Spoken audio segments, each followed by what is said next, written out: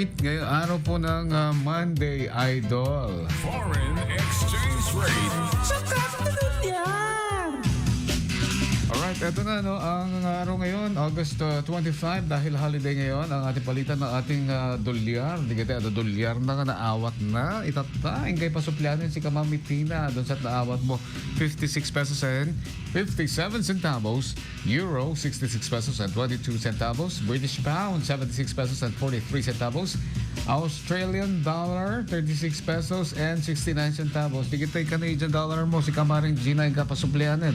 40 pesos and 89 centavos. Singaporean dollar, 44 pesos and 11 centavos. Yung mga galing naman ng Hong Kong, ang Hong Kong dollar today, 7 pesos and 24 centavos. FYI, only on I. Mamaya, ang ating mga nagbabagong balita para sa RMN Network News. Dito lang yan sa IFM, mga Adamong FM. Super yan.